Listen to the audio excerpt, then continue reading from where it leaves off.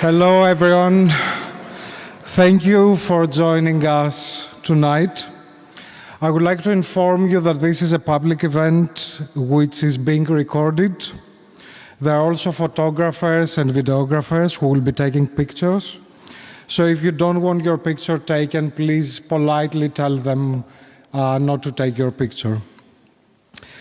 Before we begin, I would like to remind everyone of the house rules. Everyone is entitled to their own opinion, and the principles of academic freedom will be upheld during this event. However, let me be absolutely clear. We have a zero-tolerance policy for sexism, racism of any kind, classism, ableism, Islamophobia, anti-Semitism, xenophobia, homophobia, transphobia, or any kind of form of hate speech. If you violate any of these, you will be politely asked to leave. My name is Dimitris Bouris, and I'm an associate professor and a Monnet chair at the Department of Political Science at the University of Amsterdam. And I would like to thank my colleagues from the UvA staff for Palestine for all their support for this event, as well as the Amsterdam Institute for Social Science Research, the Amsterdam Center for Conflict Studies, and the Amsterdam Center for Middle East Studies. Over a year ago, we gathered at the University of Amsterdam with Francesca Albanese, Omar Barghouti, and Arella Graziani, trying to make sense of what was happening in Gaza. Today, we're confronting with something even worse. A genocide which has been live-streamed before our eyes, a war which expanded in Lebanon, and although a truce is now in place, who knows for how long, and what we are seeing is a surge of the Israeli violence in the West Bank, with systematic aerial and ground attacks on Jenin, Nablus, Tulkarem, and Tubas governorates, particularly targeting refugee camps. When we gathered with Francesca, Omar, and Arella, we feared that all this was coming, although we hoped it wouldn't. We feared it because many of us have dedicated our professional lives and careers to studying and researching this. We had followed senior Israeli officials pre-October 7th statements, openly advocated for the genocide of Palestinians and the obliteration of Gaza. There is even a website which has gathered all these statements, lawforpalestine.org. The evidence is there, but we have failed to act. And this is a collective failure, ethical, legal, individual, institutional, and political. We are complicit. We are all perpetrators. The individuals who looked away saying, I cannot watch this anymore, or I don't have time for that. The ones who struggled, oh, there are so many injustices in this world, why just focus on this? The self-proclaimed neutrals who insisted that we must remain objective, as if neutrality in the face of genocide is anything but complicity. Mainstream media sanitized the slaughter, diluted the horror, and peddled propaganda. They racialized an entire people, casting them as disposable. They parroted the language of both sides, creating false equivalencies while bodies piled up. Corporations and institutions carried on business as usual, funding and profiting from all this atrocity. Arms manufacturers made billions. Tech giants enabled the spread of disinformation. Banks laundered blood money. Governments sent weapons, vetoed ceasefires, and shielded war criminals. We all fed this monster, piece by piece. We contributed to the undermining of international law, rendering the ICJ and ICC toothless. reducing the United Nations to a stage of performative outrage. Resolutions vetoed, atrocities excused. The so-called international liberal order is not just crumbled, but it's being dismantled piece by piece through our actions or inactions. When our students everywhere rose up demanding that their universities sever ties with institutions complicit in genocide, they were brutalized by the police. Neoliberal university leaders prioritized order over ethics, commerce over conscience, and were more disturbed by the people who protested a genocide than with those who were actually committing one. They too have contributed to feeding this beast. Have you wondered why education is always one of the first targets of extreme right-wing governments, policies, and ideologies? Why do authoritarian regimes fear universities, books, and critical thought? Why did the Israeli army, from the very start, flatten every single university in Gaza and assassinated students and academics? Why is there a global witch hunt against scholars and students who dare to protest their university's complicity? Because knowledge is dangerous to tyranny. Because, as Hippocrates said, science begets knowledge. Mere opinion breeds ignorance. And ignorance is what the master needs to survive. It fears the informed, the critical, the defiant. But knowledge alone is not enough. We must act on it. We as academics are also complicit in this failure. Too many of our colleagues hide behind the illusion of objectivity, unwilling to take a stand. Our institutions and universities do the same, sanitizing horror with bureaucratic detachment, calling genocide merely recent events in Gaza, reducing mass slaughter to sterile, bloodless words. And this is how scholasticide happens, not just through bombs and bullets, but through silence.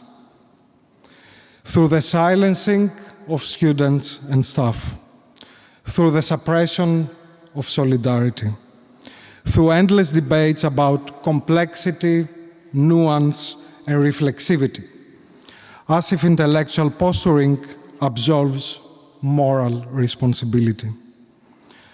But these arguments and tactics are not new. They are steeped in colonial racist continuities. During apartheid in South Africa, white South Africans dismissed the suffering around them as too complicated. And today history repeats itself, and we are the ones writing the next chapter. Academia must be more than a silent witness. It must be a battleground for truth, facts, and research.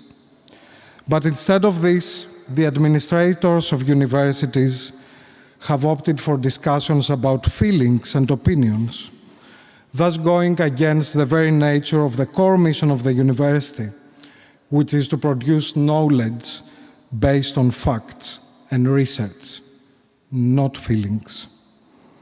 But let's confront the truth. Israeli munitions have burned Palestinians alive. Israeli snipers have shot Palestinian children in the head while they were playing in their homes. Israeli soldiers boasted on TikTok about flattening entire buildings and killing women and children.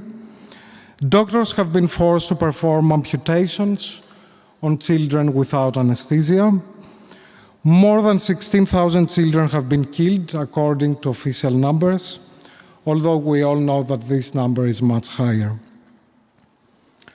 More than 902 entire families' bloodlines have been wiped from Gaza's registry. 900 family bloodlines erased. Let this sink in. Every single genetic member of a family, aunts, uncles, cousins, grandparents, sons, daughters, sisters, brothers have been slaughtered. Let this sink in. And instead of focusing on this, we are focusing on discussing whether we should use the G word or not, genocide.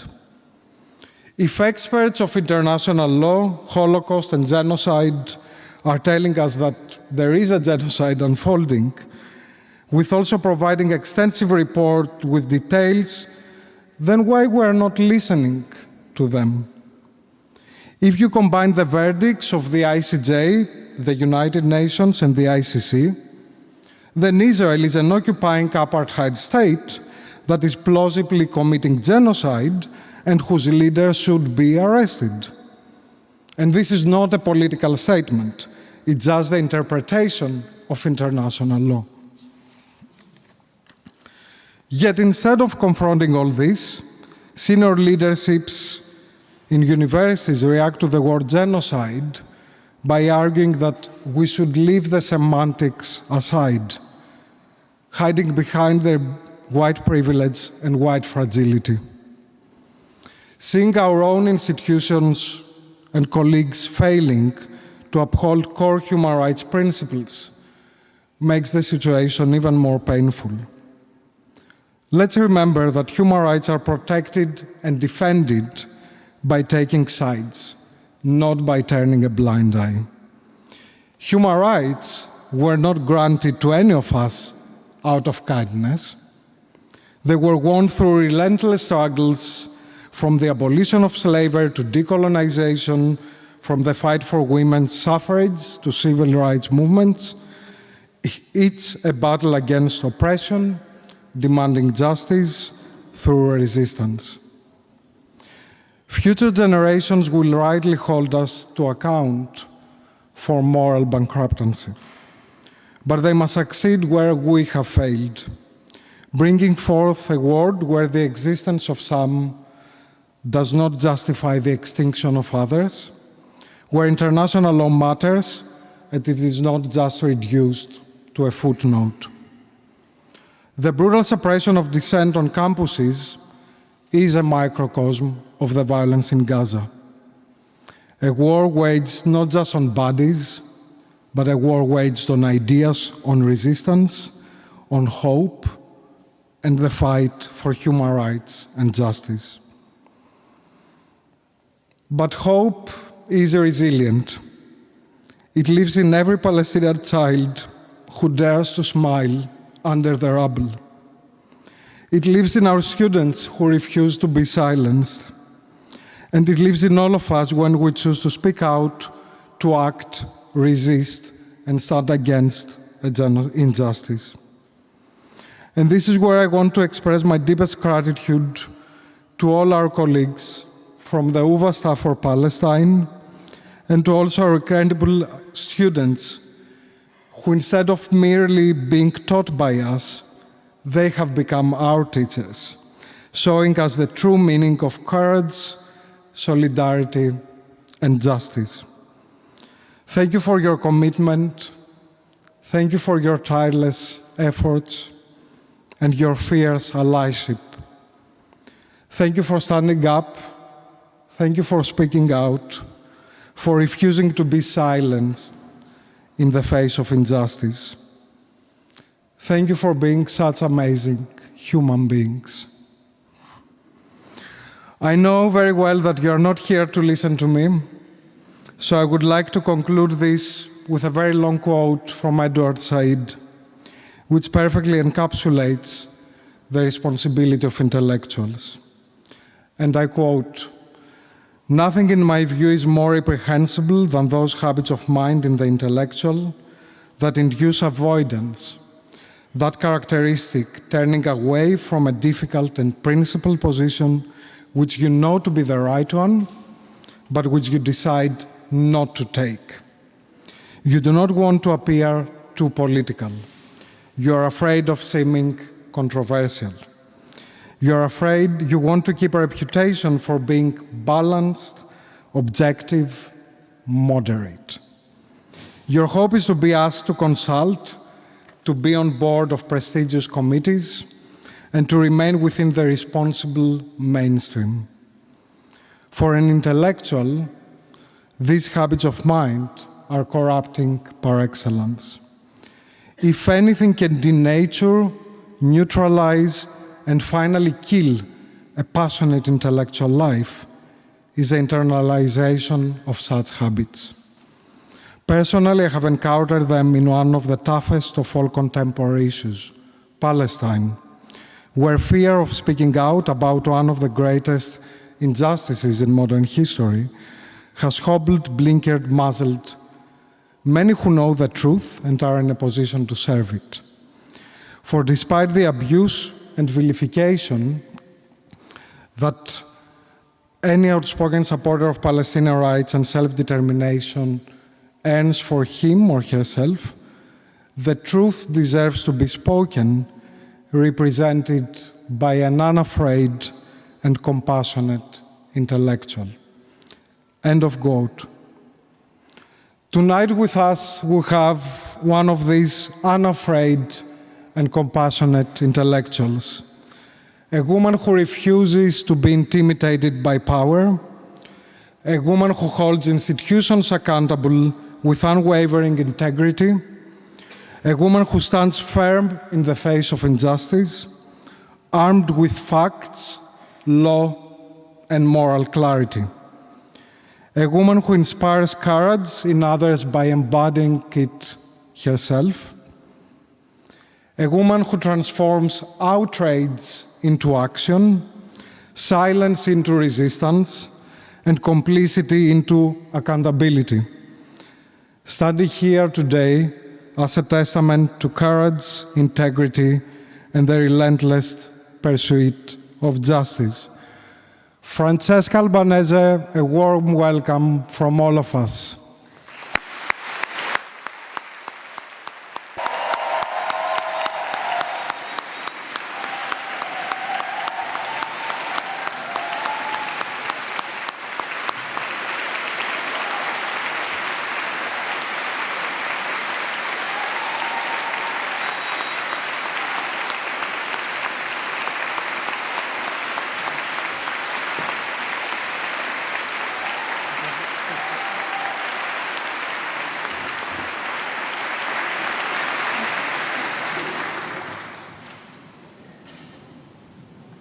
Thank you. I don't understand why they say that Dutch people are no warm. Because there are no Dutch people in the church. I'm joking. I mean, it's heartwarming. It's also intimidating to come to a church, to come to a room filled with so many people, and clearly so many people who are here for a reason. Yeah, I don't think that you're going to necessarily to be here because you enjoy being in the company of the coolest special rapporteur at the moment. Because I'm not. My colleagues are really much cooler and nicer and more vocal than me. It's just that I'm the one having the microphone all the time. I want to start our evening together, first and foremost, by thanking a few people without whom we wouldn't be here tonight. Of course, first and foremost, all of you, because it's great to have you here.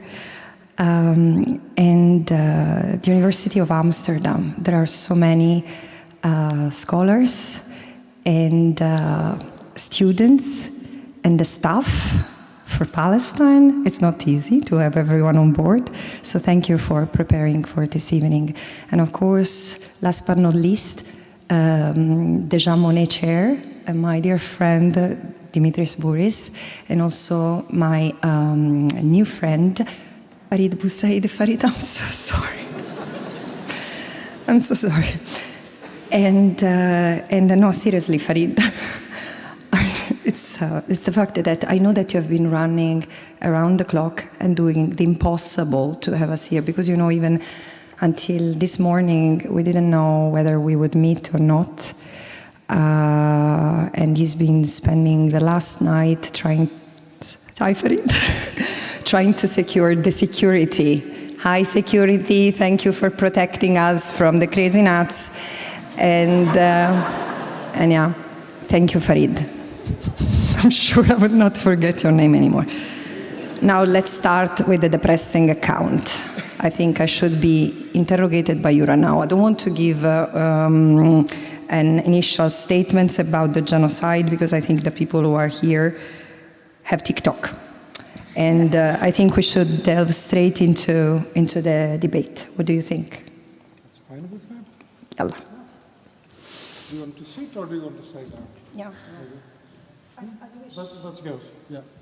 We ran a little bit late because of the security arrangements, so I'm not going to abuse my role as a host and chair of this.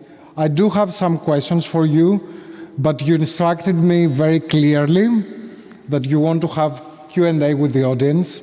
So I can just pose a couple of questions, and the way that I have structured them was more like legal questions, political questions, and societal questions. So the first kind of the legal questions is that, given the level of disinformation which we have all been receiving and government denials, could you clearly lay out the legal definition of genocide convention and explain also how intent is established? Yes, yes, absolutely. And it's all the more necessary in this part of the world, where many of us think that we have had one genocide in our history, or one main genocide, or the first genocide in history is the one that took place in our continent. And this is not the case. And also I would like to say that the misinformation is one thing, in the sense that I think that we live in an era of induced misinformation. But there is also something that is not really forgivable. It's our ignorance. We are not supposed to know necessarily what I'm going to tell you, what is a genocide under international law. But if as societies we are not able to understand what deep down is a genocide, we will never be able to prevent it. So genocide is not a crime, that is a crime. It's a crime that is and existed even before being defined as a crime. So that was the most horrible thing that humans can do to other humans, aiming to erase them from Earth. This is what it is. But legally, as of 1948, after the Holocaust, the genocide that took place in this part of the world, we codified the crime of genocide. And what constitutes genocide is not defined by personal opinions. It doesn't take long to open the Genocide Convention and look at Article 2 and see what it is and what it is not. And it's not defined by personal experience, no matter how painful they are.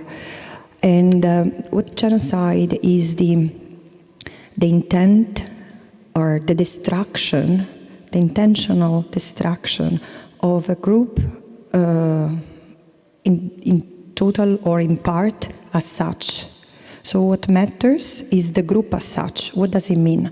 That the people, the individuals do not make sense anymore, do not matter anymore, as long as you're part of the group, you can be you can be destroyed.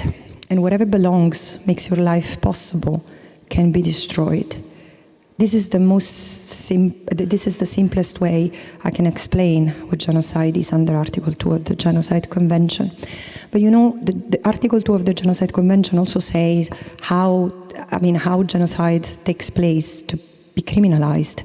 And there are 5 acts, 5 criminal acts, in fact, that are listed as genocidal when supported, and this is critical, what it's called the mens rea, the dolo specialis. So really something that according to many, it's so difficult to prove. No, if it's there, it's not difficult to prove. You need to see it.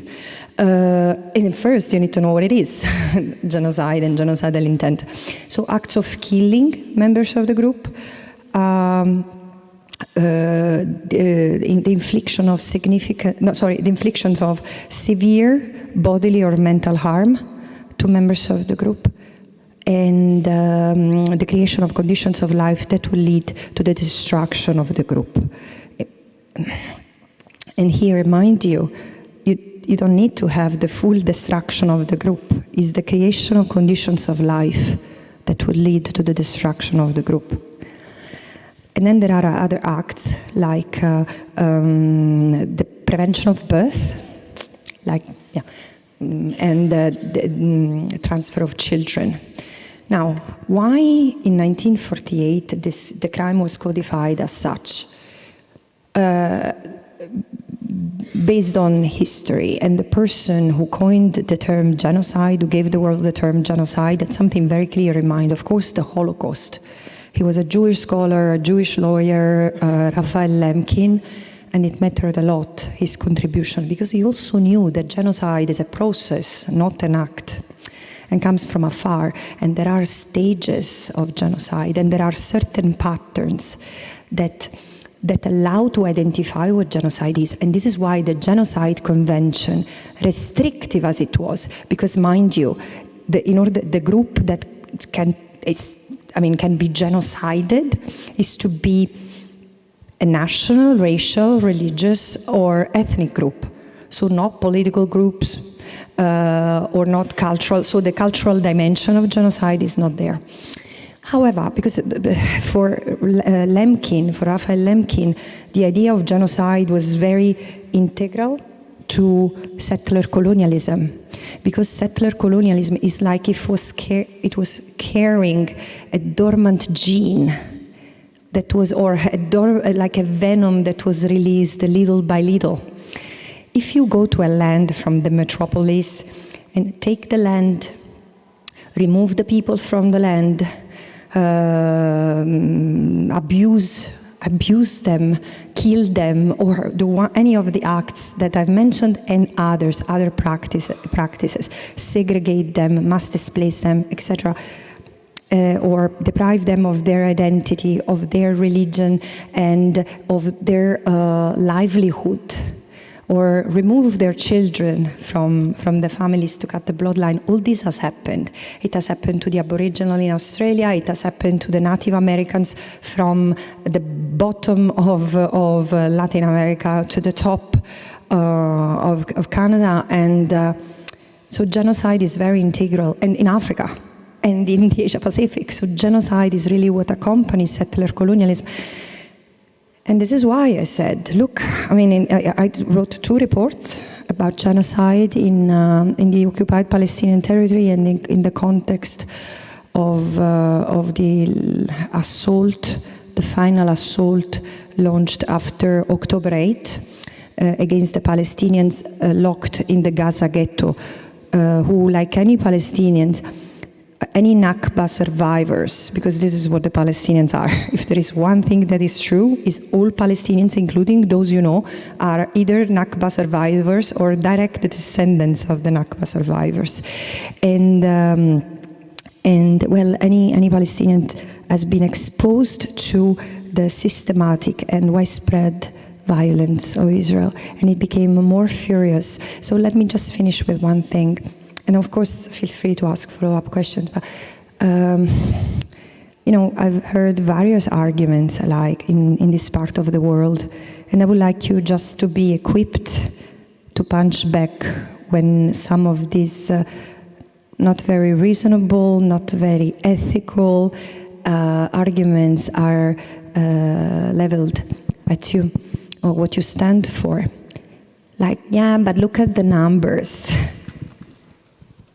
What kind of monsters are you? This is what comes to my mind every time I'm asked about, again, our comparison is with the Holocaust of the Jews and the Roma and Sintis and the other non-conforming people with the idea of the pure race that were genocided during the Nazi fascism. I stopped saying by Nazi Germany because so many of our ancestors contributed to make the genocide of all these people possible. But you don't need, what I want you to know is that you don't need to have crematoria to have genocide. Genocide can be committed in so many ways. And say, yeah, but it's not real, they're not killing all of them. They don't need to kill all of them. This is not extermination. And you can have a genocide without real killing. But in fact, genocides in Australia and Canada have been committed by removing the children from their families, by cutting the bloodlines, This is why, look, knowledge is power. And when you own the truth of our history, you cannot remain indifferent. You might not have empathy, but again, this is as we were discussing tonight with Solange, you don't need to leave the politics outside, yeah? How can you stay so untouched by the images that have arrived from Gaza, from the survivors, from the genocide, from the journalists, as they were being slaughtered, and Gaza has been destroyed. So this is where we are. The system, though, is not ready to prevent genocide. This is the reality. And the reason why I am so motivated in doing what I'm doing is that I really want this to be the last genocide of human history. And in order for it to happen, many people need to understand what genocide is and why it's happening to the Palestinians. Because the Palestinians are native to the land, and by their very nature, by their very existence, they represent an encumbrance to Israel. I wouldn't say to Israelis, because although, according to the polls, the majority of the Israelis support the plan to ethnically cleanse, erase Palestine and what remains of Palestine and the Palestinians. The plan of realizing Greater Israel as one land, biblical land, from the river to the sea, for Jewish self-determination only. You don't need to, you can call me whatever you like, but I will stand by my principles and I will continue to do this. It was folly. It was pure folly 80 years ago, and the world, which was still colonized, allow you to unleash your sense of guilt, whatever you want, on the Palestinians. It was pure folly 80 years ago, and it's a crime. It's criminal today. Thank you, Francesca. You talked about settler colonialism, and one of my next questions was about international law and how we all know that international law is embedded in imperialist structures. How can it effectively hold Israel, a settler colonial state, accountable? In other words, how can we use the master's tools to dismantle the master's house? So let's look at what I come from, Norway, no? And the last meeting I had was with the Sami people, who are indigenous to Norway. So while Norway has never engaged in colonization across the border, they have their own indigenous people that they have been divided by borders.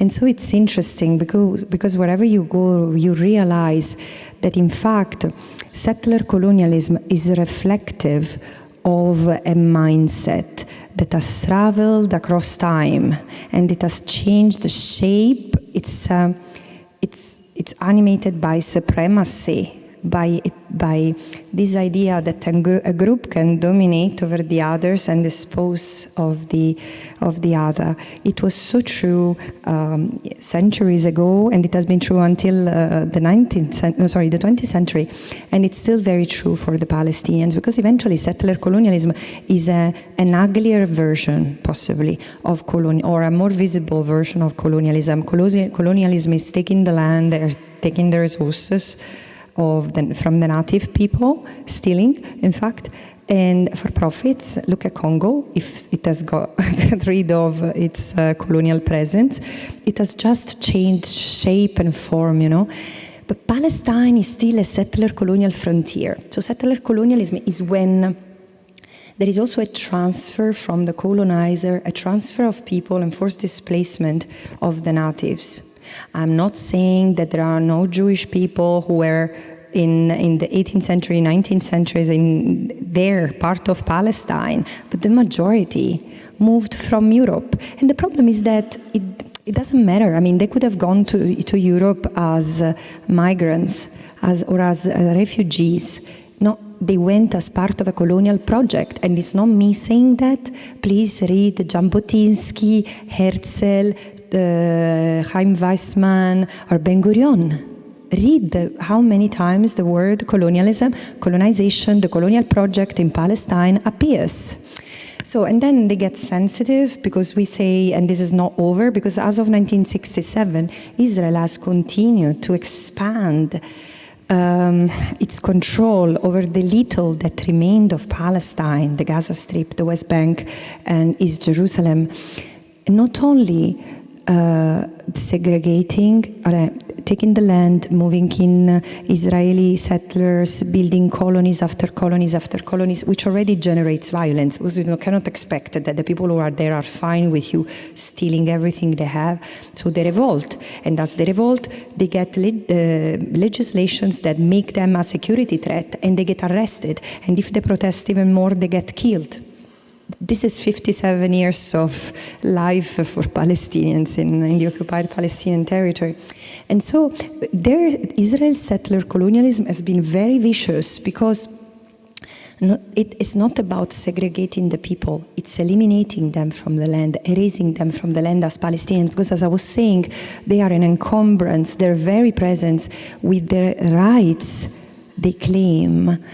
It's a continuous reminder. It's a continuous reminder for Israel and for its narrative, of the biblical land. It's a continuous reminder of their sins, of having in order to build the state of Israel, and for expanding today the state of Israel. They have dismembered another nation, destroyed the people, erased their possibility to live, and they are literally erasing them culturally, economically, politically.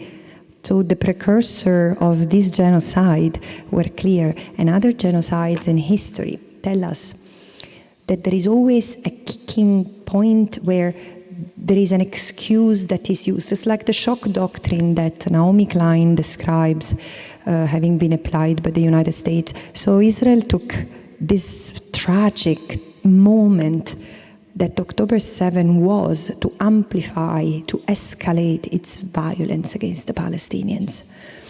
And instead of bringing Israel back to reason, our states have continued to inflame that rage instead of cooling it off, as any reasonable person and we would expect a state would do.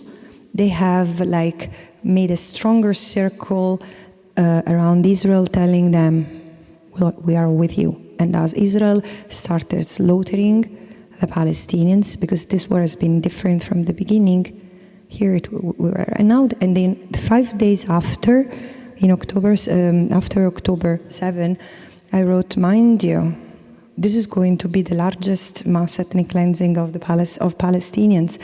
And how do I know? Because listen to what they say, the Israeli leaders, and I'm someone who has studied, my contribution to the scholarship has been on Palestinian forced displacement since 1947.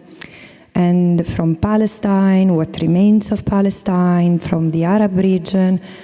So I know that when there is a moment of tension in Israel and outside, including in Arab countries, Palestinians pay the price. And in any case, Israel seizes the opportunity to forcibly displace the Palestinians, and this has been attempted. The reason why has not happened is because we have international law. I'm not sorry-eyed about international law, but we have those rights, and we have claimed those rights. We have had a framework to advocate and say, this is forcible transfer. This is an abusive use of the self-defense framework. This is the words that are used. Let us think of genocide. There is a risk of genocide, and genocide is to be prevented, stopped, and punished. And so the framework was there because the framework has set the standards, and the framework has enforcement mechanism. I mean, last year there was a miracle of the ICC finally engaging on the case of Palestine. It has issued arrest warrants against Netanyahu, the Prime Minister of Israel, and the former Minister of Defense. So the law was there, it has been used. But the reason why the mass displacement of the Palestinians didn't happen is first and foremost for the Palestinians in Gaza, who didn't want to leave, who remained under the rubble, who remained in tents, and are trying to move back to the rubbles of their homes, happy to find a doll or a book, a jar of maktus, and this is who the Palestinians are. So there are these two things, and the third is you and people like you who have not stopped protesting and putting pressure. So I would like to say, that I know you are tired, I know you feel fatigued, but this is not the moment to feel fatigued, because look, it takes time. It takes time to make the world a better place. It takes an instant, as you can see, to make it a horrible place. And so yes, we can use the tools that we have. You know what? Because it's true, international law was conceived at the time of colonialism, but because this is our history. We have had the world dominated by colonial, imperial, and then colonial powers. This is who we are. So do you think that architectures and medicine and other disciplines are better than international law? Everything needs to be decolonized, everything. And this is something that you need to understand. We need to understand. If I did it, everyone can. So, and yes, and also international law has changed.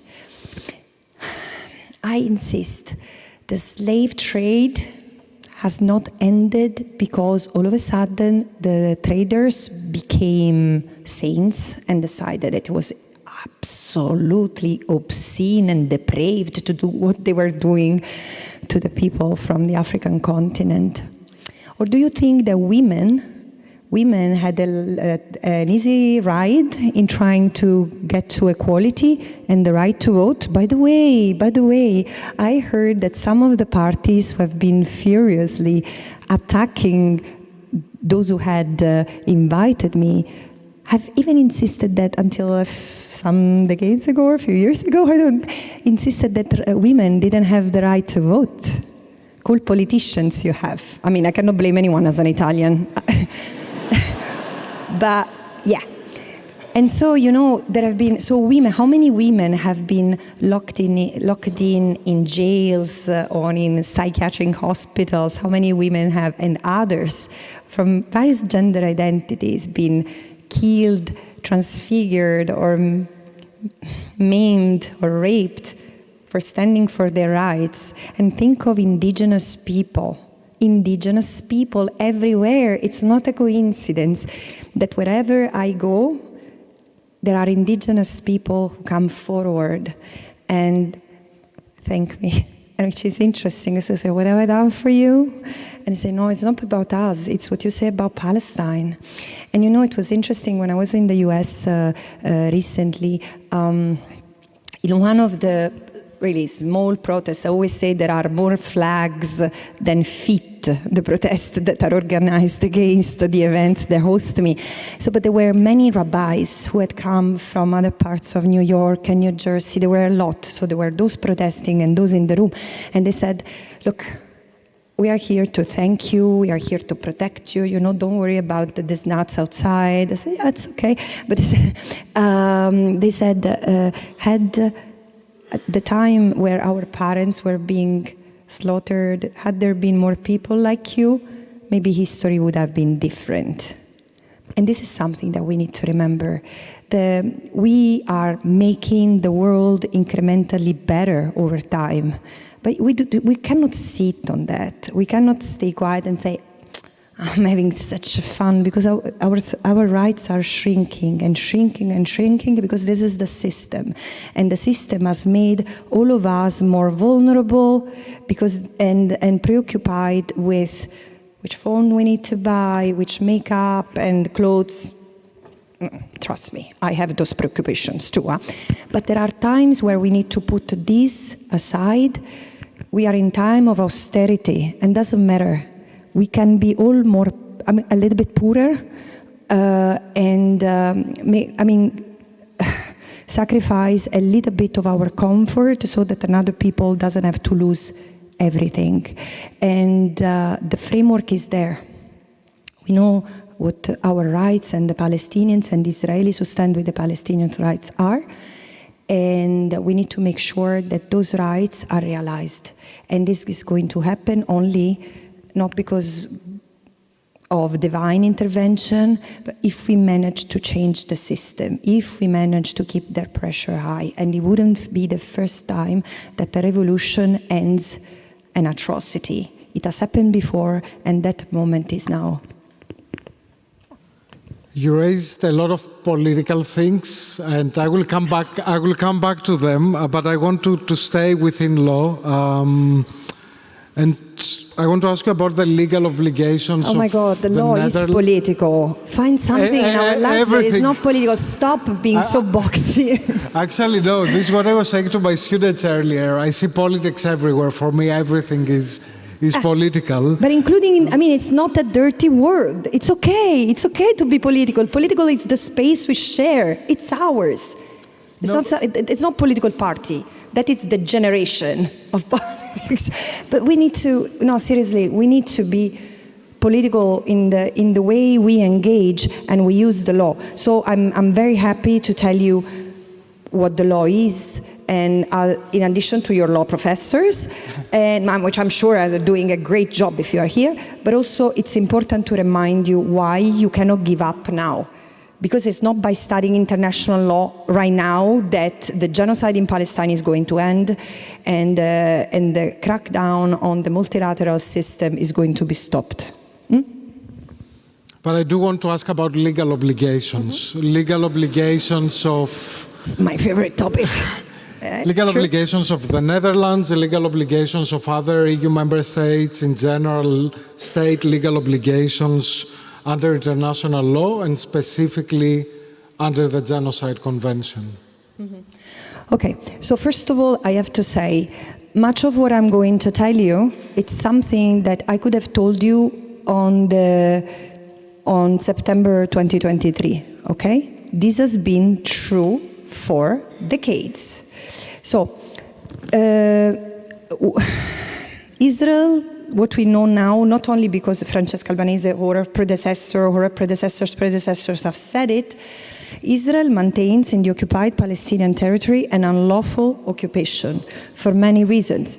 Not only because it has violated and betrayed all provisions of the law of occupation. Occupation is not illegal per se. But it needs, even in the context of war, and an occupation is an offspring of conflicts in general. Even in war and in occupation, there are rules to follow. And why these rules have been set in the aftermath of serious wars since the 19th century, and after the First World War and after the Second World War, because member states understood that the only way to contain the brutality of the war and the disaster for humanity and reduce the cost in terms of human life and suffering was to have rules. And those rules have been violated by Israel through and through. And we could stay here for 3 days, but let me focus on the most important, because it corresponds to the hallmark of settler colonialism, which is the reason why nothing of what Israel has done to the Palestinians as of, let's say 6 months into the occupation, nothing of that has been lawful.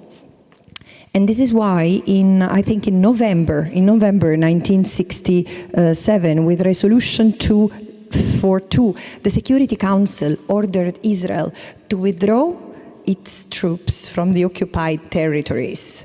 And instead of sticking to this and have the Israeli troops out, member states have started causing about what occupied territories could be, Israel and the others. Israel should have been forced to comply with that UN Security Council resolution back then. Instead, what has happened is that Israel has used the occupation as a vehicle to annex Palestinian land, to take Palestinian land, to expropriate it by using loopholes in international law, by calling things another name, humanitarian camouflage, by calling the territory the disputed territory instead of occupied, and by calling it another name, it has done whatever it wanted, and it has gone away with it, and so it has taken this land and it has transferred its own citizens. I say, no, but we have not transferred. They've gone on their own. And then even some Israeli judges say, if we let Israeli citizens travel to the occupied land with the Israeli law in their backpack, we will be seen as annexing this territory. It's unlawful. So it's not Israel has fantastic lawyers and legal advisors. They know exactly what they're doing. And this is why it's so interesting. So, and it has arrested and detained, often arbitrarily, nearly 1 million people in 57 years. And it has used force and violent force arbitrarily. This is all documented. It has used torture. And so all this for the past 40 years has been documented by Palestinians, Israeli human rights organizations, and the human rights organization, international human rights organization. So there is a huge documentation about that. And instead of punishing it, Israel has lived what Israeli historian Raz Sigal calls a state of exception. So look, I have nothing against the state of Israel per se. The problem is that Israel does violate international law and needs to be held accountable. I don't want Israel to be singled out. I want Israel not to be singled out anymore as the corner of exception, like the area where international law just skip application, because this is what has become a state of exception for international law. I forgot the question. Legal obligations of. Yeah. So, members, in the face of this reality, the legality of the occupation, and for example, Gaza under blockade, which is a collective punishment and war crime, all this is meanwhile have become even more interesting war crimes and crimes against humanity identified by the Rome Statute. So not only there were the Geneva Conventions that, by the way, carry an obligation for all member states to enforce and to respect and ensure respect for the laws of war and the law of occupation. So every member state was supposed to, in the face of these violations, to intervene, and it has not happened. And then there is a law of state responsibility. So you saw the law of state responsibility establishes that internationally wrongful acts, like those committed by Israel, which to an extent also constituted crimes, have to be seized immediately and have to be followed by reparations. The responsibility of third states is to ensure and work for the cessation of the wrongful act, of the illegal act. Then do not recognize the legality, neither the legality nor the legal consequences to the illegal act, not to recognize as legal anything that is in the legal act or emanates from it, and not to aid and assist in any possible way in the commission of the illegal act. Do you see where I'm going? So already before October 7, the situation was incredibly disconcerting, because in the face of the continuous forced displacement, dispossession, the numbers of Palestinians killed each year, let me tell you, just let me put two elements in your mind, and then we see the member states have already failed. But this is all more serious now, 16 months after the most violent assault against the Palestinian people. And so, just to be clear, I have condemned the crimes that were committed against Israeli civilians on October 7. But again, I don't think that this should take us away from the violence that had been committed against the Palestinians for 75 years, for 57 years and before. So, only in Gaza, from 2007 to 2023, more than 5,000 people had been killed in 5 wars. In 2008, 2012, 2014, 2021, 2022, and in 2018, there were weekly killings when the Palestinians were protesting against the siege. I say, yeah, but have they ever protested against Hamas? Oh yes, because the first victim of Hamas have been the Palestinians. The Palestinians were members of Fatah, the Palestinians were protesting against Hamas.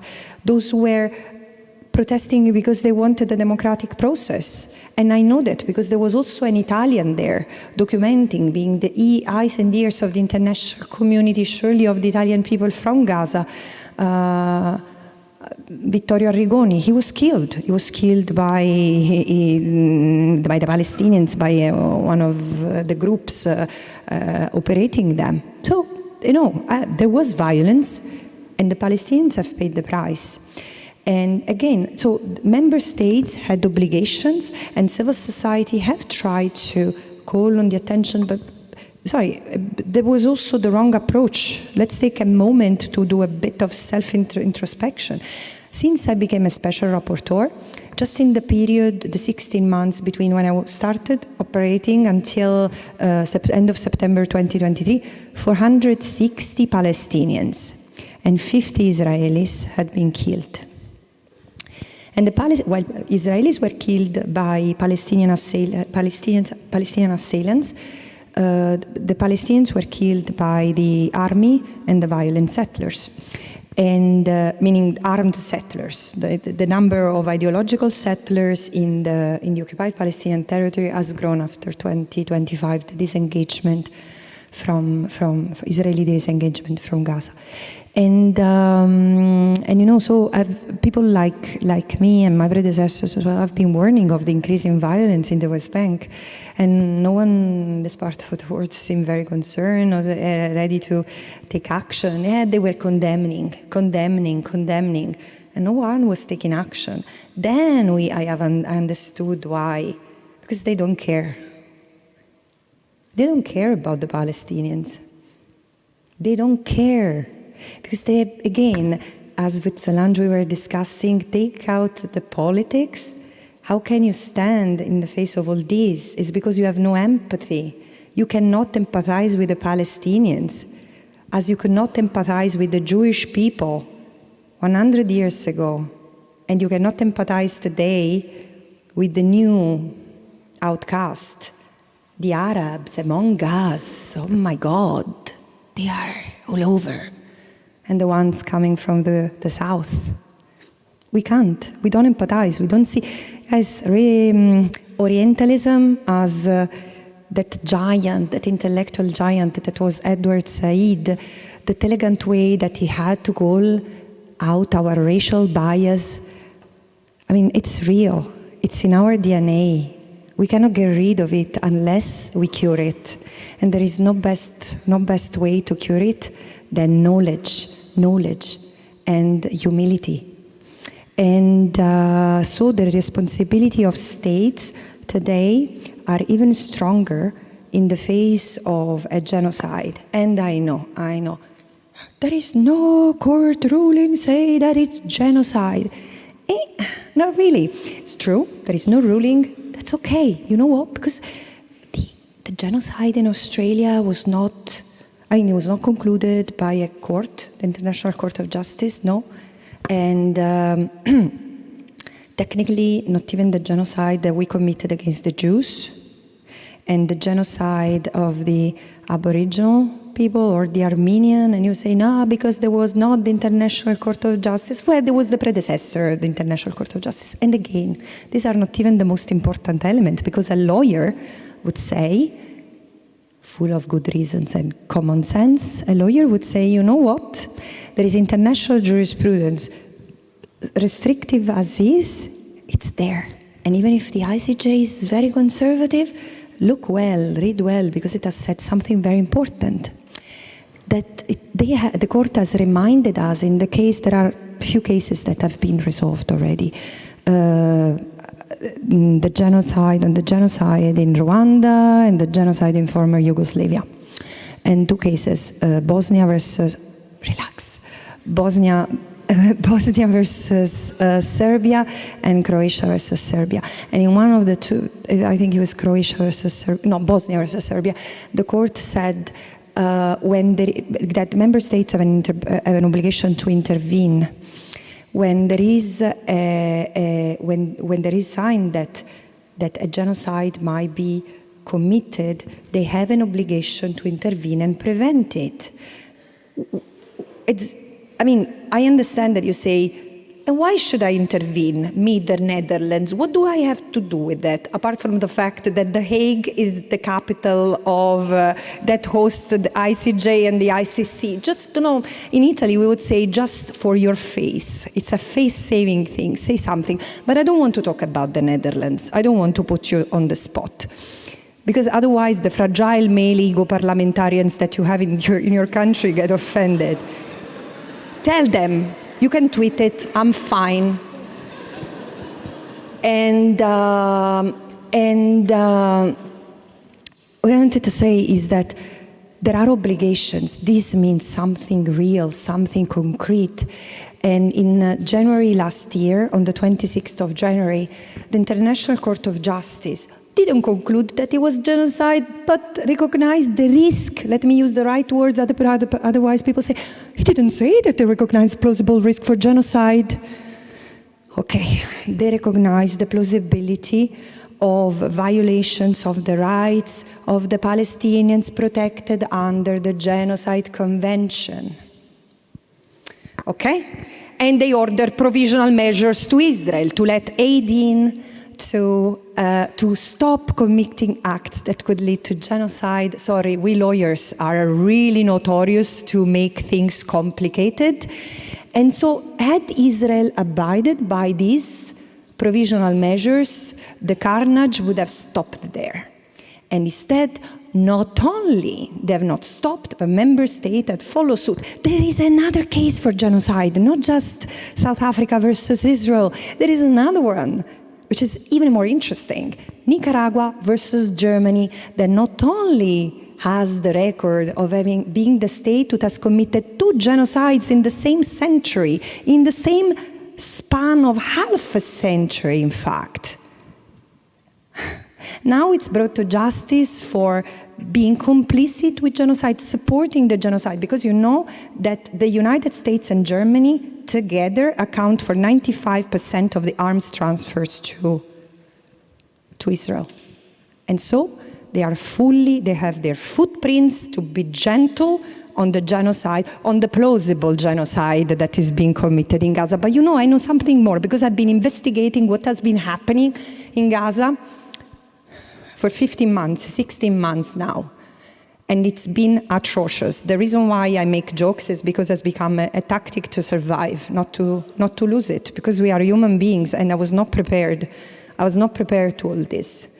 When people ask me, is it difficult for you that, sorry, the journalists here, don't take it personally. I don't mind that you ask me the question if I'm bothered, if it's difficult for me to do my work, because there are a few protesters out there. By the way, they're welcome. They're welcome to come and ask questions and challenge me on the facts and international law, because this is the only thing that I do. And the reason why that these messages mobilize you doesn't speak to me, it speaks to who you are. Desperate people who need to have something that makes sense being told and refresh their ears, because what would come from their politicians doesn't make sense at all. And it's a completely outrageous. So this is the reality that today I want to see, and I will continue to do that till my last breath, trust me. I want to see accountability, because the law is there, and the law enforcement mechanisms are there and are not working. It doesn't mean that there is no hope, because look at the tide is rising. I mean, look at the initiative of, again, South Africa or Nicaragua, in which case, by the way, the International Court of Justice has reminded member states of the obligation not to transfer arms to a state that might be committing, not just violations of the Genocide Convention. So when people tell you, oh no, but there is no genocide because there is no court ruling, let me tell you, the Prime Minister of the State of Israel is wanted by the ICC for war crimes and crimes against humanity, which means that the ICC has found these crimes being committed, which means that the recommendation of the International Court of Justice that says, not to transfer arms to a country which might be committing crimes under the Genocide Convention and international humanitarian law, war crimes, anyone? Wanton destruction of civilian premises, or the targeting of, or the killing of civilians, torture, inhuman treatment. So, this is where we are. And the response now, these people have to be held accountable. And it's great that in European states there is civil society. In Western states there is civil society, which is frankly the antibodies. Civil society actors and the activists are the antibodies of a healthy society. So these NGOs, there are different, doesn't matter, I don't need to name them, but they're suing the government in Denmark, this country, and in the UK, and many others are preparing action, because these people who have taken decisions in your name that have led to the commission of horrible crimes in Palestine and endangering the future of Palestinians and Israelis alike, they need to pay. And so businesses will have to pay. Private actors, banks, pension funds, companies, supply chains, and even research centers. Would this include universities as well? I don't know. It depends. It needs to be absolutely investigated. For me, this is something that is one of the things that has been most striking in the report I'm preparing, because academic institutions have been really greenwashing, whitewashing, whatever, have been, Israeli academic institutions have been covering up for the crimes committed in the context of the occupation and the brutality of the oppression of the Palestinian people. And I encourage anyone who has not read it to read this fantastic and eye-opening book written by an Israeli scholar, Maya Wind, which titled Towers of Ivory and Steel, that talks about the complicity of Israeli universities. But just one thing, then I stop. Just one thing. Think of the fact that while Gaza was being turned into rubble, think that all the universities in Gaza have been leveled. This is scholasticide, together with 400 schools, so it's not possible to resume education, although the Palestinians are so resilient that they will continue to pursue education. But let's be honest. Let's be honest. Gaza's been destroyed. And we shouldn't romanticize, we shouldn't heroicize the situation in Gaza. Gaza is one of the places that had the highest percentage of graduate people in the world, because no matter how locked up they were, they kept on dreaming. They really wanted a better future. And those of you who have been to Gaza know what I'm talking about. And they say, yeah, this is what Hamas. Well, look at the politicians that Israel has, and look at the politicians that we have. So let's stop judging others. And the thing is that, the Israeli universities have not expressed solidarity, have not expressed condemnation for the destruction of all universities, the 11 universities in Gaza, for the killing of thousands of students and teachers and deans, and they have taken actions against Israeli Jewish and Palestinians with Israeli citizenship stands in solidarity with the Palestinians, or calling for accountability. So I think that it's time that there is someone also looking at the role that universities have played in this unlawful endeavor. I'm very tempted. I do need to ask one more question, and I'll try to make it a two-in-one kind of question, the political and the societal. And I want to bring it to the European Union, to Europe. 15 out of 27 governments in the European Union are either right-wing or extreme right-wing. Most of them have completely failed to do anything meaningful to stop the genocide in Gaza.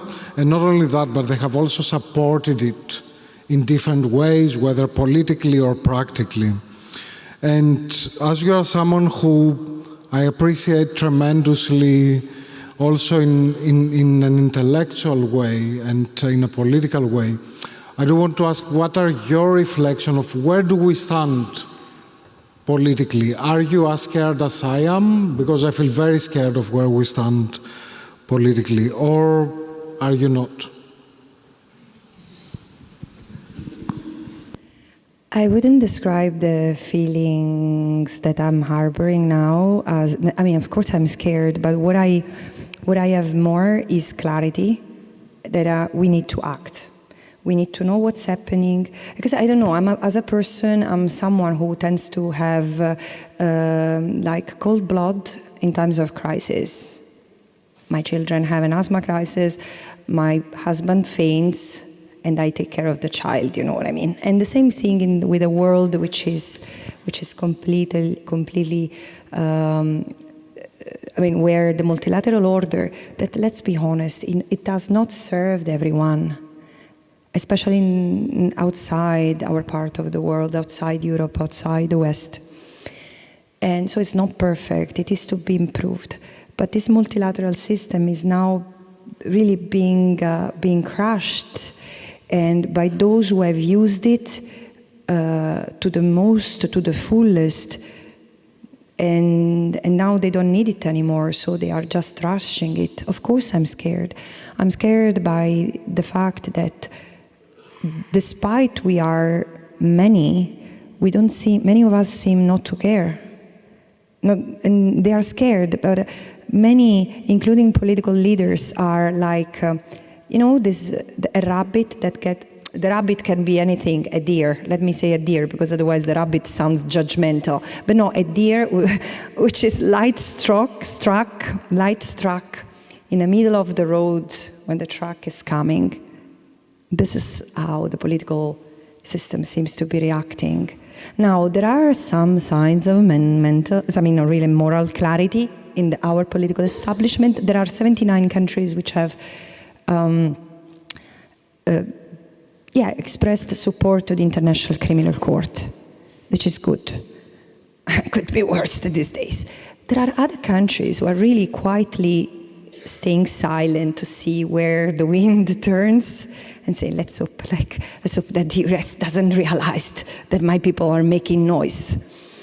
So it's we need to rise. We need to understand where we are going. So our political leaders need to understand that this is the time to stick to multilateralism, because it's still the place that has protected us with its rules.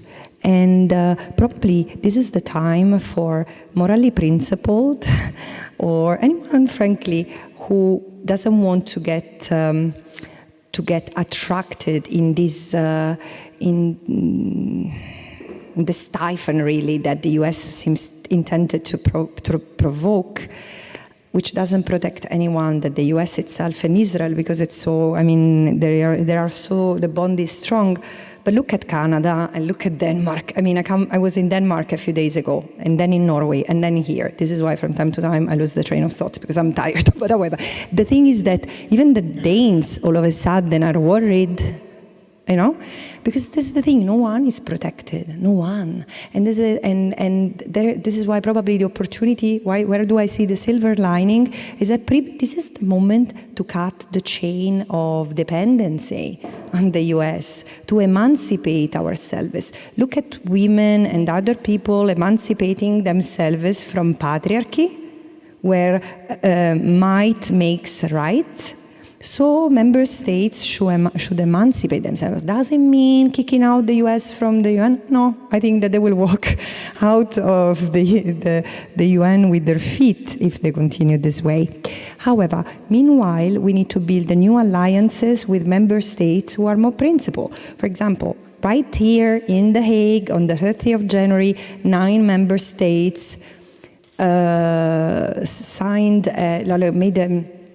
an agreement. They committed as the Hague Group to do at least 3 things of their international obligation: not to transfer weapons, not to aid and assist the illegality of the occupation, which has a number of implications.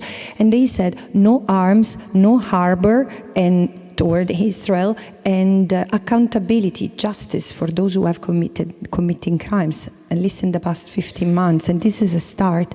And I expect countries who don't have an interest in making lawlessness the rule and drive their people toward a lawless world.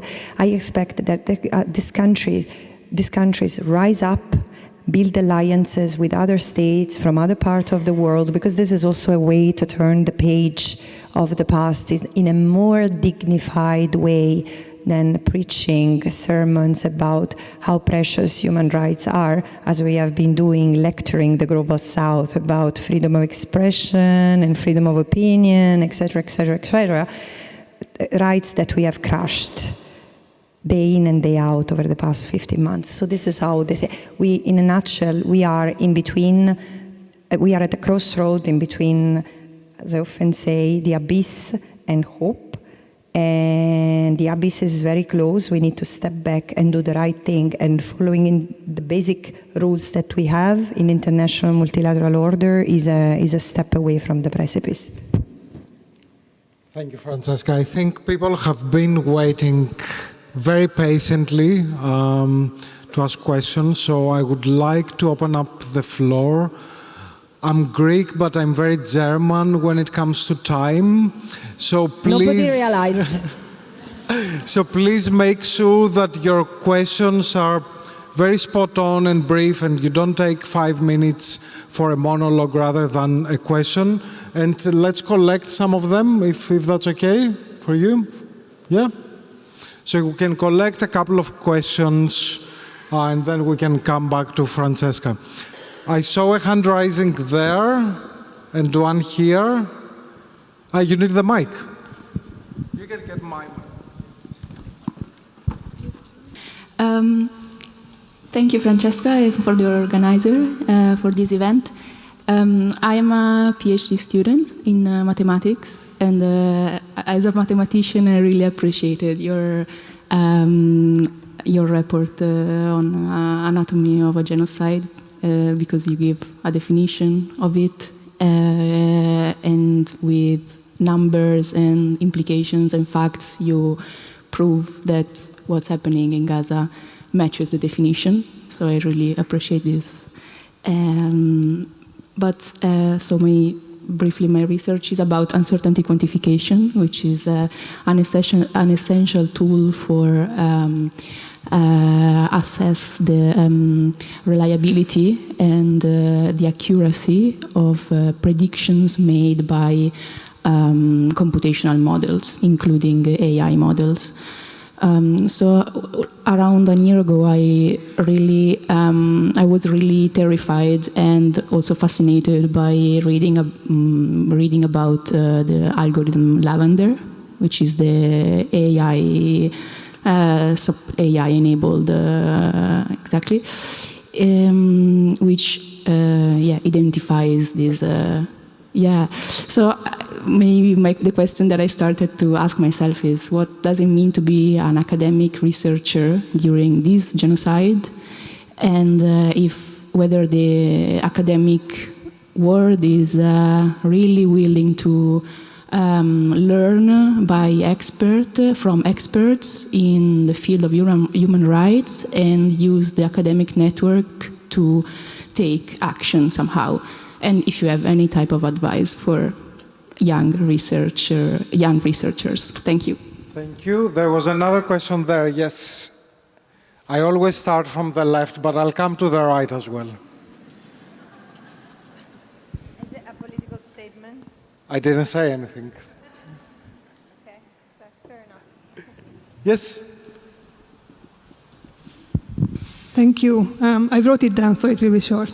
So, for example, here in the Netherlands, some CEOs of companies have pushed back on employee demands to stop profiting from apartheid in the occupied territories and illegal Israeli settlements, with the arguments that ICJ ruling doesn't apply to private companies. Question is, what do you say to that, and can we expect any future accountability for the CEOs and leadership and companies? Thank you. Here, I see one hand there on the first row, and one there in the back waving at me. Muchas gracias, Francesca. Me, as a Palestinian second-generation stateless, Basma. I was wondering, because my parents and grandparents has been displaced. I have family in the West Bank, and we have been hearing now from Trump saying all the people, all the Palestinians from Gaza has to be displaced either to Egypt or to Jordan. We know that there are also refugees in South Lebanon because Israel invaded South Lebanon. We have also refugees, Palestinian refugees in Syria. What do you think will happen? And what kind of law and rights they have at this moment? Because, the people I know in Gaza, they have been displaced more than 10 times from their places. So I would like to know if you can maybe give us the application of international law and the rights of those refugees. Thank you. Thank you. And there was someone waving at me. Can you wave again so that they can see you? Yes, thank you. Hi, thank you. I'll try to keep it brief. My question is, or I guess I should start with the context a little bit. Within the field of academia, amongst scholars, researchers, staffs, and students in the universities, I've experienced, or I've seen also, not just, of course, these academic institutions using tools of oppression to not only silence, but I've seen also a lot of these supposedly high academic institutions also allowing the erasure and rewriting of colonial histories. And I would like to hear your perspective and maybe some advice on how to approach these instances and situations within these academic institutions. Thank you. I'll come here in the center. If I can see any hands. There's one here and one there. Yes, here in the front. Hi, Solange Fontana, work for the NIOD Institute of Holocaust, War and Genocide Studies. I'm actually interested in something that happened today. You were invited by the leaders of the Social Democrats to speak to the Foreign Affairs Committee. It was rescinded after the FFD pulled out and decided to vote against your invitation. And I was wondering if you could sort of speak where that sits within your own work, the implications of the politics of your work, shall we say. Thank you. Thank you. And there was one question there, third row.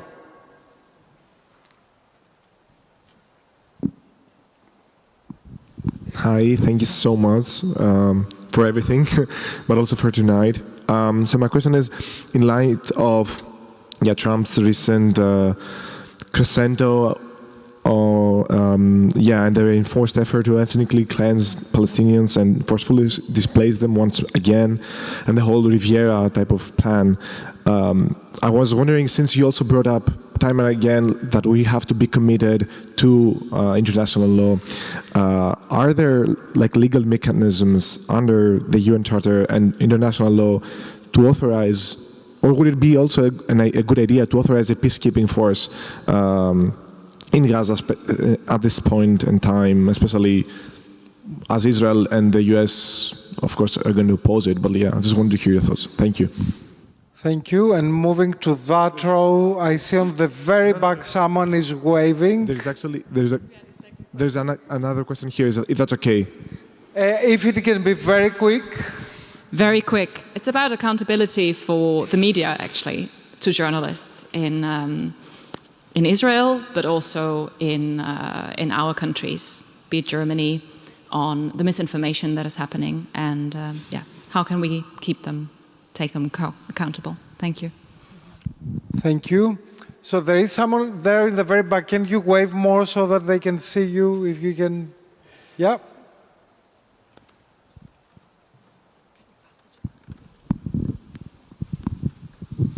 Thank you. I'm very curious to know your perspective of what are the measures or changes that will need to be implemented within the UN to actually help us prevent the commission of genocide from now onwards. Thank you. Any other questions from that row there? I can't see any hands. If you are raising your hand, can you wave a little bit? Yes, there are questions there on the back.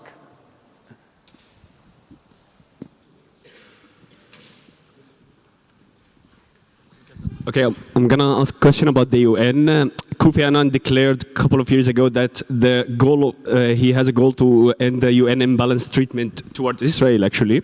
UN Watch is policing you all the time, you know the organization, sorry, but they are, they think that there is a bias against actually the treatment basically of Israel, which I think is not true, of course. There is actually bias against the treatment of Palestinians within the UN. So my question is, do you think that's true? Do you think that the UN actually treating Israel in a bias? Thanks. Thank you.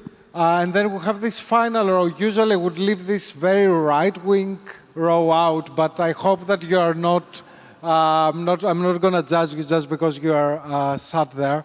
There are some questions here on the front, please.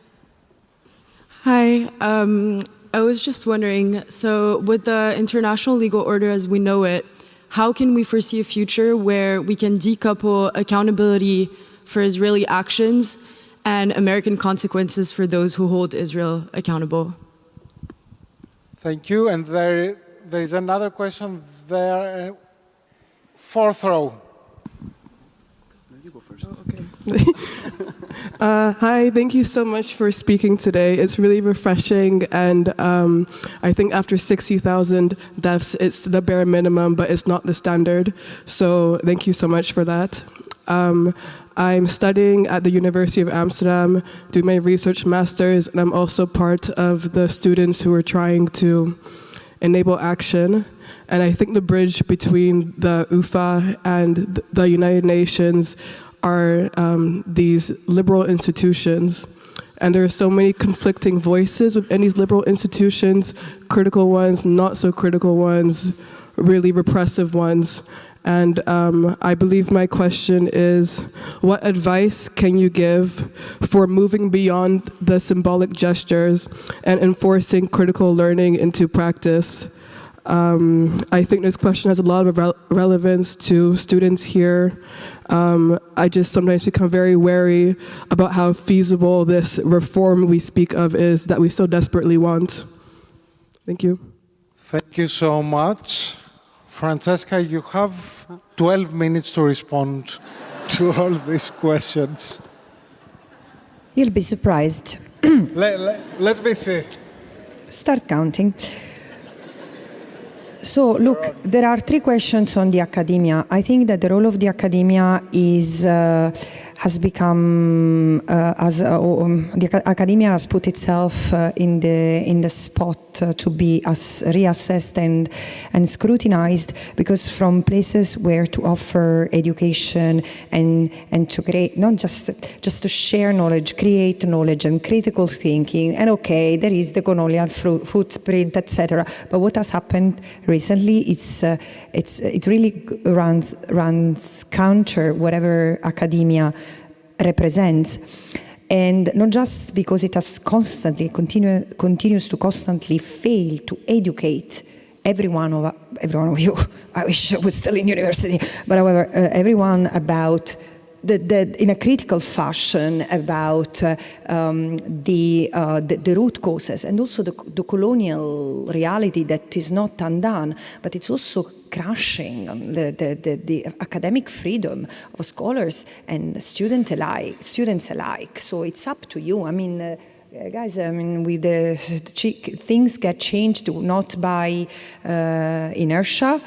We have lived in a time of peace for a long time. We have really become spoiled and expect that things are done with a click. Doesn't work like that. Stop using Siri and get more active rather continue to be active. Those of you who are active, those of you who are not active, become active, because even this little, I mean the little that remains is going to become smaller and smaller.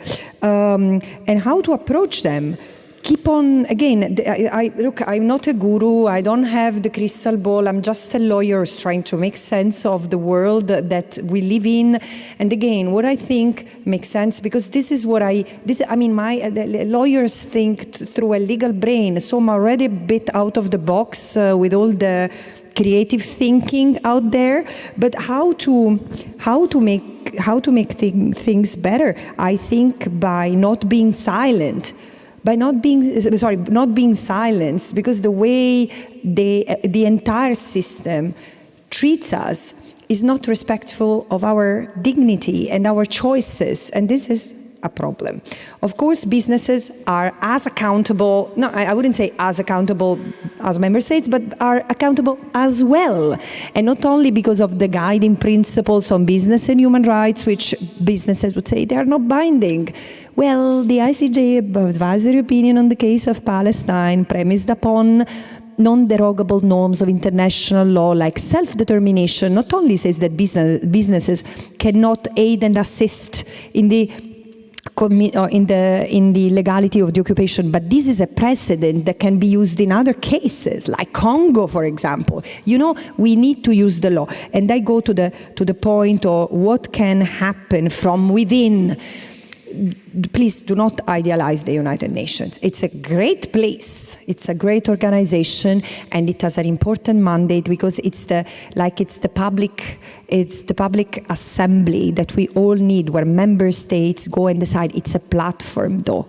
The power is still with member states. The obligations are not with the United Nations. The obligations are with member states.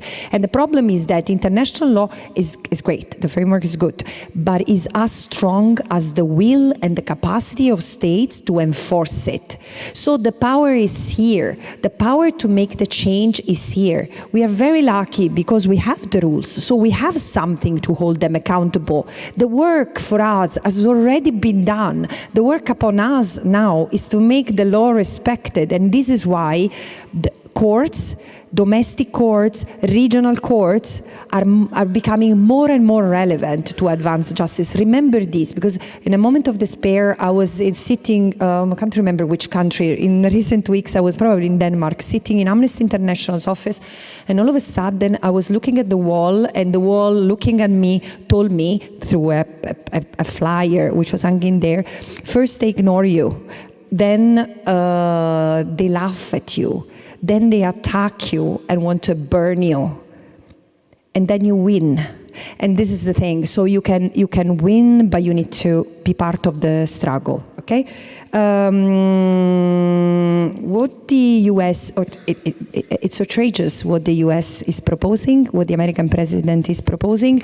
The only thing that I want to say, because I want to win this dinner and I will finish within 11 minutes, is that it seems that forced displacement has become official U.S. foreign policy. It was de facto and now it's official. And so member states need to stand against this, because if we normalize this state of affairs, sooner or later is going to be practiced elsewhere, and sooner or later it's not given that it will not be practiced against us.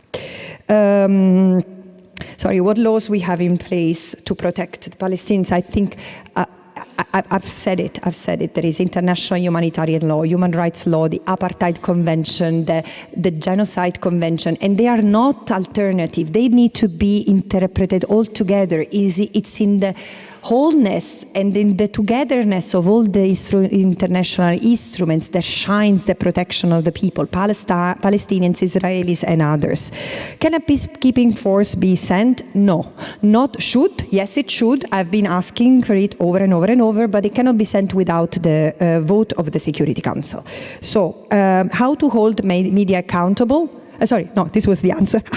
No, I was saying how to look. The media have played a horrible, depraved role in, and I mean it, in our part of the world, not only by misinforming, not only by not telling the truth, by propagating lies, not all of them, of course not. And social media, bad as they are, have been helpful. And also there are courageous independent media and also journalists from mainstream media who have been punished. So we need to make some distinctions. However, globally, they've been pathetic and they should be investigated, because like in other genocides, like in Rwanda and in Bosnia, the International Court of Justice found the media complicit. What is weird now is that we are not talking of the Israeli media only, with due exceptions, but we are talking of Western media at large, and this is what most puzzling and tell us where we are in our world. I want to conclude on the bias. Sorry. On the bias. So let me tell you something. I don't think that there is a person who doesn't have biases, because, you know, I keep on going on with my life, and I realize that in as much as I think that I am cool, woke, progressive, European, I still have my biases, and it's fine. I accept and I try to move on. But regarding Israel, this is not where I have biases, because, I mean, I have nothing against the state of Israel. It's not about a religious thing at all, but Israel needs to respect international law, okay? And so what I say about Israel is because the UN has asked me to do that. I would love to do something else at the moment, but I can't. Like Kant would say, the moral imperative inside me. Yes, and the thing is that, you know, let's be very clear. I am bound, and I take impartiality very seriously. This is why I've also been investigating Palestinians' violations. No question about that. But the point is that impartiality should not be taken, as someone saying, as a pompous word for indifference or an elegant word for ignorance. Impartiality is looking at the facts against the legal framework. Once the assessment is made, it's giving that assessment, and that's it. And this is I'm very unbiased, and this is why they don't want to listen to me. So what happened? And I will conclude with this.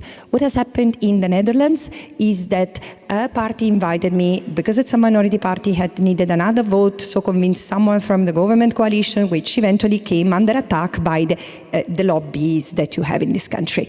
Very good. You see who controls you. However, they didn't want to meet with me, which is fine. I mean, I don't particularly mind if I will not be able to meet with the Foreign Affairs Committee, because apparently the parliamentarians who had invited me so want me to go that they said, please come anyway to the parliament. And because I'm very, very, very nasty, I will go to the parliament tomorrow. So stay tuned, because...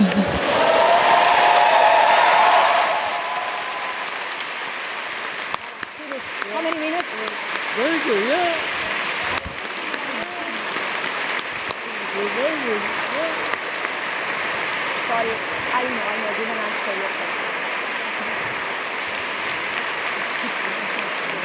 Huh? Do you want to go back? We have one. Okay. Right. You promised that you would do it, and you did it. I also know. I deliver. No one can blame you that you don't. And I also know how much you like challenges, so I'm waiting to see what will happen in the next couple of days in The Hague. But I would like to close this by thank you a lot for being with us tonight. I know what a long day it has been. You arrived, you just landed in Amsterdam and came straight here. And I can tell you a big thank you from a lot of people I know, and our students and our colleagues, that we're grateful that you managed to be with us, and to thank you for this. I would also like to thank our colleagues and our students who have been working in so many different ways to make sure that this event takes place. And you're Especially Farid. Especially Farid. Especially Farid Hussein. Yes. Farid forever.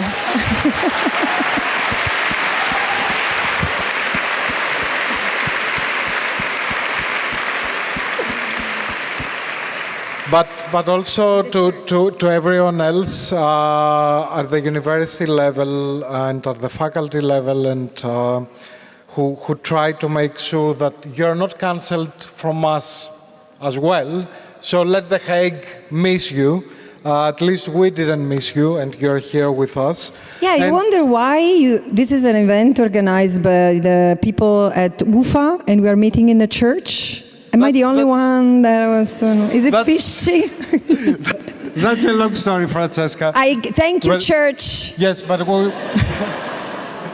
we would also like to thank Dominicus Church for hosting us tonight here in this very nice, wonderful venue, and for all their cooperation and their willingness to host us, especially because we were looking for refuge as well. So I think I'll close this and wrap it up. I hope that next time we will be together on the stage, that the world will be a better place.